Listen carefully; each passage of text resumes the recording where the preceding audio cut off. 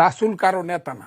বলতেছে যে আমরা আল্লাহ আমাদের প্রভু, রাসূল আমাদের নেতা। আগের স্লোগান এখন আর দেয় না, এটা আমি বন্ধ করাইছি বক্তৃতা করিয়া। রাসূল কারো নেতা।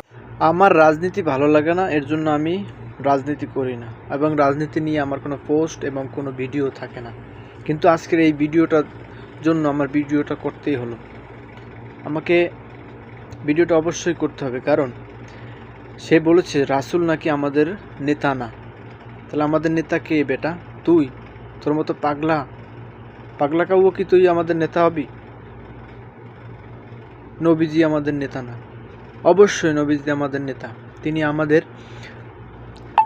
আমাদের ঈমান, আমাদের আখলাক, আমাদের চরিত্র, আমাদের ধর্মের, আমাদের পুরো বিশ্বের, মানব জাতির নেতা নবী করিম সাল্লাল্লাহু আলাইহি সাল্লাম, এবং আল্লাহ আমাদের প্রভু।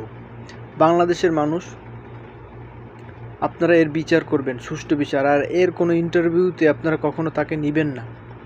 জোর দাবি জানাচ্ছি। আসলে সে একটা মেন্টাল মানুষ। দু একটি ভোট এবং দু একটি পদ ও মর্যাদার জন্য কত নিচে নামতে পারে, এই ফজলু পাগলার কথাবার্তা না শুনলে কেউ বুঝবেন না। আসলে মাথার স্ক্রু ঢিলা হয়ে গেছে। আর আপনারাও একে বিভিন্ন প্রেজেন্টেশনে বসাচ্ছেন, বিভিন্ন সংবাদ সম্মেলনে বসাচ্ছেন, সে সংবাদ করে যাচ্ছে আর উল্টোপাল্টা বলে যাচ্ছে, সেগুলো আপনারা শুনছেন, তখন আপনারা কোনো প্রতিবাদ করছেন না। আর এর সুষ্ঠু প্রতিবাদ, এবং আপনারা এই ভিডিওটি শেয়ার করে সবাইকে জানার সুযোগ করে দিন যে এই ফজলু পাগলা আসলে একটা পাগল। এর জন্য ইসলাম ধর্ম, মানবজাতির বিশাল ক্ষতি হচ্ছে, বিশাল। একে রাজনীতি থেকে ব্যান্ড করে দেওয়া হোক, একদম ব্যান্ড করে দেওয়া হোক। সবাই একমত থাকলে সারা দিন।